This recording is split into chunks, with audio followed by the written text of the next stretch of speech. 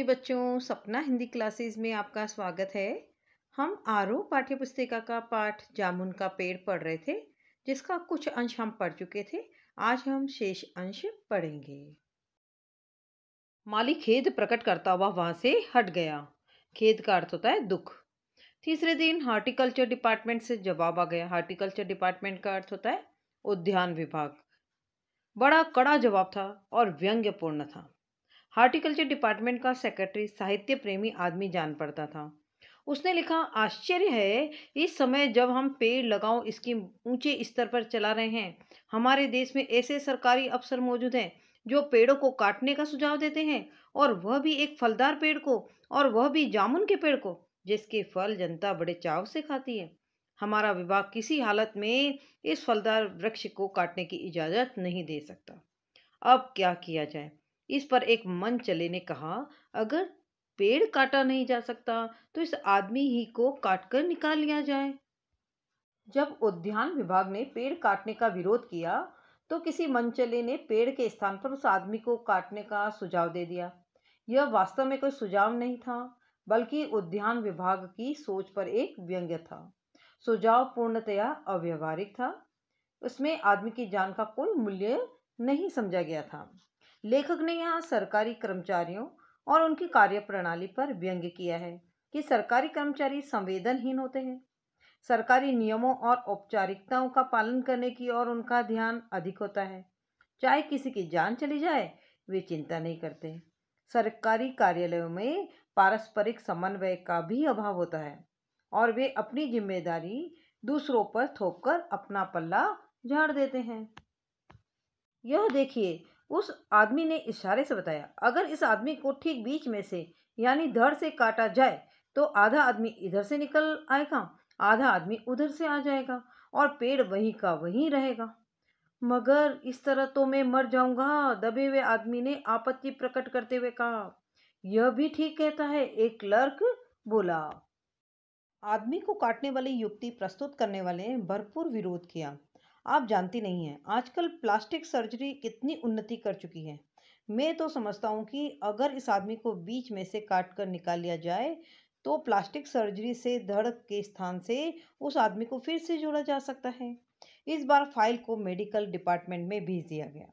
Medical department ने फौरन action लिया और जिस दिन फाइल उनके विभाग में पहुंची, उसके दूसरे ही दिन उन्होंने अपने विभाग का सबसे योग्य प्लास्टिक सर्जन छानबीन के लिए भेज दिया।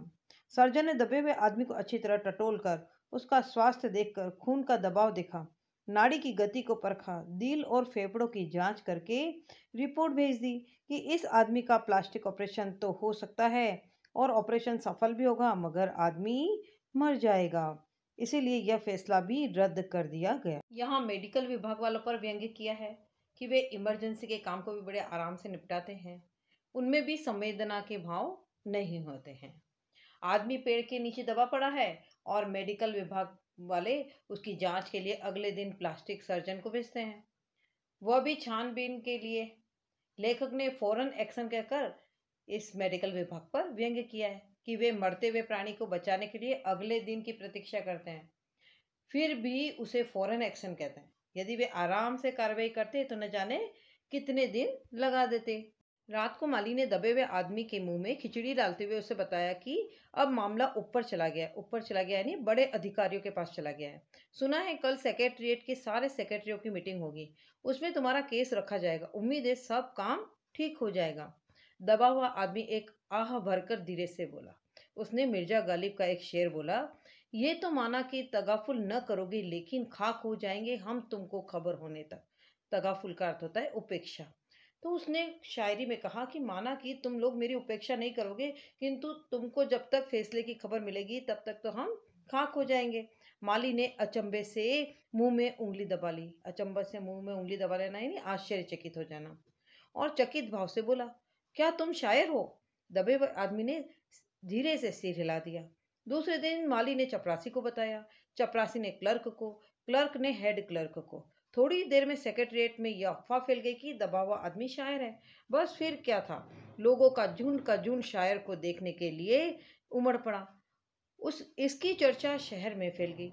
और शाम तक गली गली से शायर जमा होने शुरू हो गए। सेक्रेटरीट का लोन भांति भांति के कवियों से भर गया और दबे हुए आदमी के चारों ओर कवि सम्मेलन का सा वातावरण उत्पन्न हो गया। सेक्रेटरीट के कई क्लर्क और अंडर सेक्रेटरी तक, जिन्हें साहित्य और कविता से लगाव था, रुक गए। कुछ शायर दबे हुए आदमी को अपनी कविताएं और दोहे सुनाने लगे और कई क्लर्क उसको अपनी कविता पर आलोचना करने को मजबूर करने लगे। जब यह पता चला कि दबा हुआ आदमी एक कवि है, तो सेक्रेटरीट की सब कमेटी ने फैसला किया कि चूंकि दबा हुआ आदमी एक कवि है, इसलिए इस फाइल का संबंध न एग्रीकल्चर डिपार्टमेंट से है, न हार्टिकल्चर डिपार्टमेंट से है, बल्कि सिर्फ कल्चरल डिपार्टमेंट से है। कल्चरल डिपार्टमेंट से अनुरोध किया गया कि जल्द से जल्द मामले का फैसला करके अभागे कवि को इस फलदार पेड़ से छुटकारा दिलाया जाए। फाइल कल्चरल डिपार्टमेंट के अनेक विभागों से गुजरती हुई साहित्य अकादमी के सेक्रेटरी के पास पहुंची। बेचारा सेक्रेटरी उसी समय अपनी गाड़ी में सवार होकर सेक्रेटरीट पहुंचा और दबे हुए आदमी से इंटरव्यू लेने लगा। तुम कवि हो? उसने कहा। जी हाँ, दबे हुए आदमी ने जवाब दिया। किस उपनाम से शोभित हो? ओस। ओस? सेक्रेटरी जोर से चीखा। क्या तुम वही ओस हो जिसका गद्य संग्रह ओस के फूल अभी हाल ही में प्रकाशित हुआ है? दबे हुए कवि ने हुंकार से सिर हिलाया। क्या तुम हमारी अकादमी के मेंबर हो? सेक्रेटरी ने पूछा। उसने कहा, नहीं। आश्चर्य है, सेक्रेटरी जोर से चीखा। इतना बड़ा कवि, ओस के फूल का लेखक, और हमारी अकादमी का मेंबर नहीं? उफ, कैसी भूल हो गई हमसे। कितना बड़ा कवि और कैसी अंधेरी गुमनामी में दबा पड़ा है, मतलब जिसके बारे में किसी को पता ही नहीं है। गुमनामी में नहीं, एक पेड़ के नीचे दबा हूँ। कृपया मुझे इस पेड़ के नीचे से निकालिए। अभी बंदोबस्त करता हूँ, सेक्रेटरी फौरन बोला और फौरन उसने अपने विभाग में रिपोर्ट की। दूसरे दिन सेक्रेटरी भागा भागा कवि के पास आया और बोला, मुबारक हो, मिठाई खिलाओ। हमारी सरकारी साहित्य अकादमी ने तुम्हें अपनी केंद्रीय शाखा का मेंबर चुन लिया है। यह लो चुनाव पत्र। मगर मुझे इस पेड़ के नीचे से तो निकालो, दबे हुए आदमी ने कराह कर कहा। उसकी सांस बड़ी मुश्किल से चल रही थी और उसकी आंखों से मालूम होता था कि वह घोर पीड़ा और दुख में पड़ा है। यह हम नहीं कर सकते, सेक्रेटरी ने कहा, और जो हम कर सकते थे वह हमने कर दिया। बल्कि हम तो यहाँ तक कर सकते हैं कि अगर तुम मर जाओ तो तुम्हारी बीवी को वजीफा दे सकते हैं। अगर तुम दरख्वास्त दो, दरख्वास्त का अर्थ होता है प्रार्थना पत्र, वजीफा का अर्थ होता है कि किसी की मृत्यु के बाद परिवार को भरण पोषण के लिए हर महीने जो सहायता राशि दी जाती है वो वजीफा कहलाती है। और उसके लिए भी क्या करें, यदि तुम दरख्वास्त दो, यानी तुम यदि प्रार्थना पत्र लिख कर दो तो तुम्हारे मरने के बाद तुम्हारी बीवी को वजीफा दे सकते हैं। तो हम वह भी कर सकते हैं। मैं अभी जीवित हूँ, कवि रुक रुक कर बोला, मुझे जिंदा रखो। फिर सेक्रेटरी कहता है, मुसीबत यह है, सरकारी साहित्य अकादमी का सेक्रेटरी हाथ मलते हुए बोला, हमारा विभाग सिर्फ कल्चर से संबंधित है। पेड़ काटने का मामला का कलम दवात से नहीं, आरी कुलाड़ी से संबंधित है।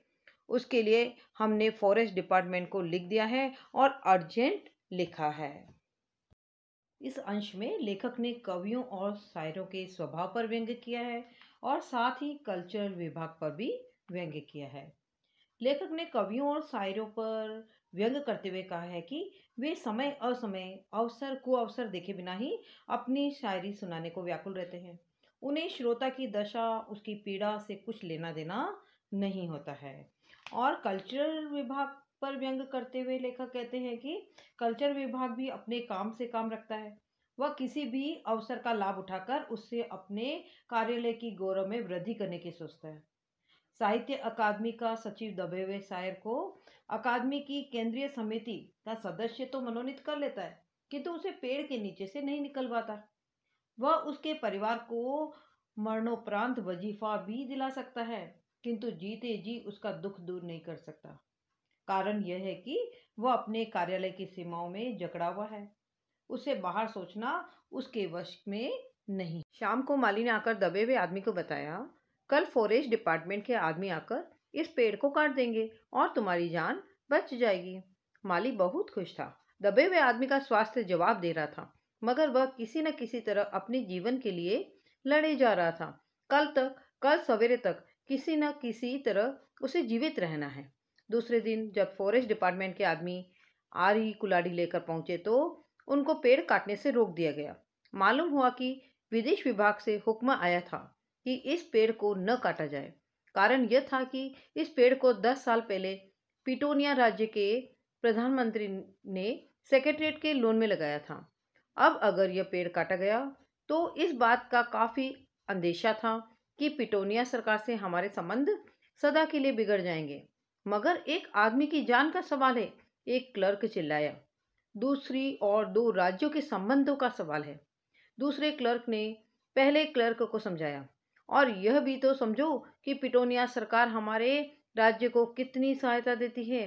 क्या हम उनकी मित्रता की खातिर एक आदमी के जीवन का भी बलिदान नहीं कर सकते? कभी को मर जाना चाहिए। निसंदेह, सभी एक साथ बोले। अंडर सेक्रेटरी ने सुप्रिंटेंडेंट को बताया, आज सवेरे प्रधानमंत्री दौरे से वापस आ गए हैं। आज 4 बजे विदेश विभाग इस पेड़ की फाइल उनके सामने पेश करेगा। जो वे फैसला देंगे वही सबको स्वीकार होगा। लेखक ने व्यंग्य किया है कि राज्य सरकारें और उनके विभाग व्यक्ति के कल्याण के लिए बने हैं, परंतु होता इसके विपरीत है। उन्हें इस बात की चिंता नहीं है कि पेड़ के नीचे दबा हुआ शायर मर जाएगा, बल्कि इस बात की चिंता है कि यदि इस पेड़ को काट दिया गया तो पिटोनिया राज्य के हमारे देश से संबंध बिगड़ जाएंगे तथा उनसे मिलने वाली राजकीय सहायता मिलना बंद हो जाएगी। शाम के 5 बजे स्वयं सुपरिटेंडेंट कवि की फाइल लेकर उसके पास आया। सुनते हो? आते ही वह खुशी से फाइल को हिलाते हुए चिल्लाया, प्रधानमंत्री ने इस पेड़ को काटने का हुक्म दे दिया और इस घटना की सारी अंतर्राष्ट्रीय जिम्मेदारी अपने सिर ले ली है। कल ये पेड़ काट दिया जाएगा और तुम इस संकट से छुटकारा हासिल कर लोगे। सुनते हो? आज तुम्हारी फाइल पूर्ण हो गई है। मगर कवि का हाथ ठंडा था। आंखों की पुतलियां निर्जीव और चींटियों की एक लंबी पांत उसके मुंह में जा रही थी। उसके जीवन की फाइल भी पूर्ण हो चुकी थी। इस अंश में सरकारी कार्यालयों की काम को टालने की प्रवृत्ति और कागजी कार्रवाई में समय की बर्बादी पर व्यंग्य किया है। पेड़ के नीचे दबा आदमी मरने को है, लेकिन सरकारी अफसर उसे निकालने के बजाय अपनी फाइलें पूरी करने में लगे हैं और फैसला लेने में इतनी देर कर देते हैं कि तब तक उस शायर के प्राण निकल जाते हैं। यहाँ एक वाक्य आया है, फाइल पूर्ण हो गई। फाइल पूर्ण हो गई में लेखक ने गहरा व्यंग्य किया है। सरकारी कार्यालय हर मनुष्य को जीते जी तो लटकाए रखते हैं। सरकारी फाइलों में उलझते उलझते उस व्यक्ति के प्राण सूख जाते हैं। जब तक कोई सरकारी फाइल पूरी होती है तब तक तो आदमी का जीवन भी पूरा हो जाता है। तो इसी पर लेखक ने व्यंग्य किया है।